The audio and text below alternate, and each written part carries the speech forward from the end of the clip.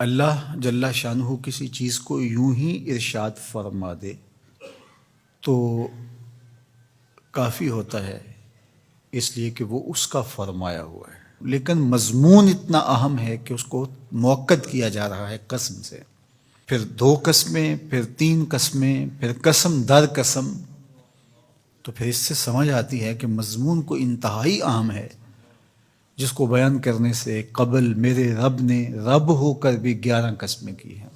تو ذرا اس مضمون کی طرف غور بھی اسی انداز سے کیا جانا چاہیے۔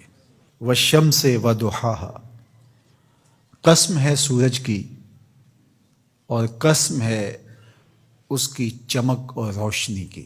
یہ کتنے گنا بڑا ہے زمین سے اور روشنیاں بانٹتا ہے، لیکن مجال ہے کہ اس کے حکم سے کبھی اس نے سرتابی کی ہو، اپنے مقررہ وقت سے ہٹ کے کبھی یہ طلوع ہوا ہو، کبھی غروب ہونے میں اس نے دیر کر دی ہو، تو کہا جب اتنا بڑا روشنیوں کا جہاں ہو کے رب کے حکم کا پابند ہے تو یا مشت خاک تو رب کے حکم کو کیوں نہیں مانے گا۔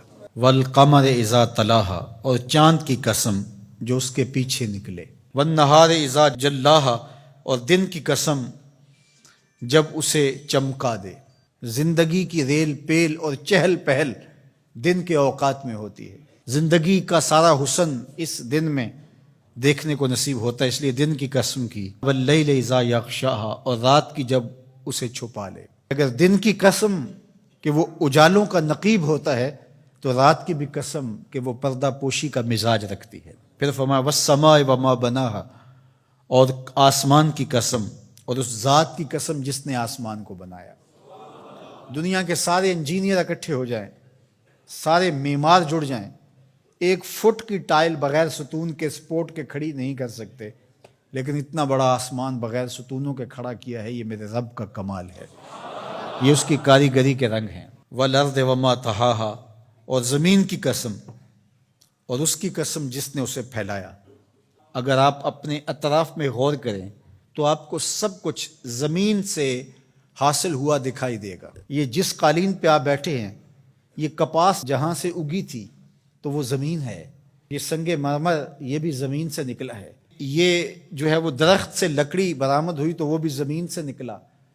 آپ اپنے لباس پہ غور کر لیں، یہ کپڑے ہمیں کہاں سے ملے ہیں؟ یہ کپاس زمین سے اگی، بلکہ انسان کا اپنا خمیر مٹی سے بنایا گیا ہے۔ تو زمین اللہ تعالیٰ نے بنائی اور ہمارے نفع کے لیے بچھا دی، تو قسم ہے زمین کی اور اس کی جس نے زمین کو پھیلایا۔ وَنَفْسٍ وَمَا سَوَّاهَا، اور قسم ہے نفس کی، جان کی، اور اس کی جس نے اس کے اعضاء کو توازن بخشا، حسن دیا، برابر کیا۔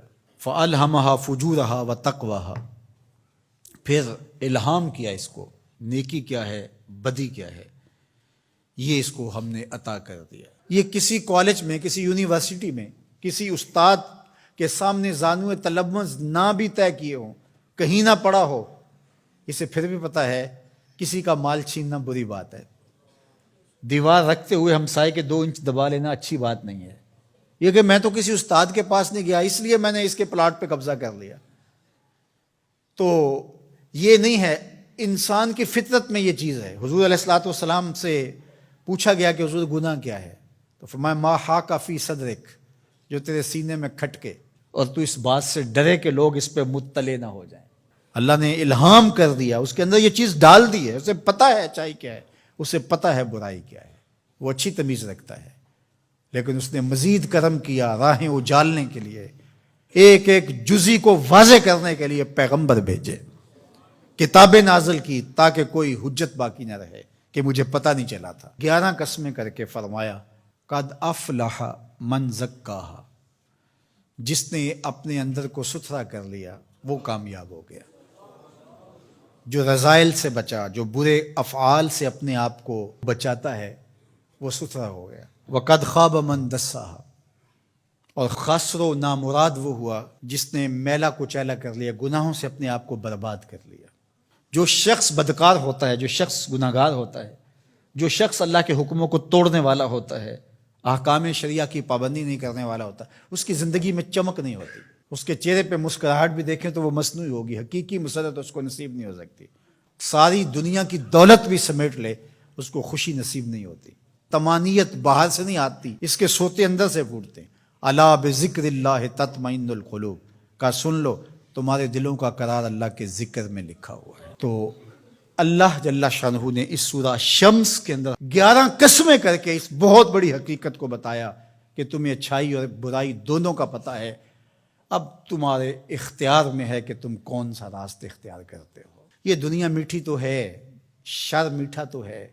حضور نے صاف فرمایا حجبت الجنت بالمکارہ والنار بالشہوات. جنت مشکل کے پردوں میں لپیٹی گئی ہے اور جہنم شہوتوں کے پردے میں لپیٹی گئی ہے.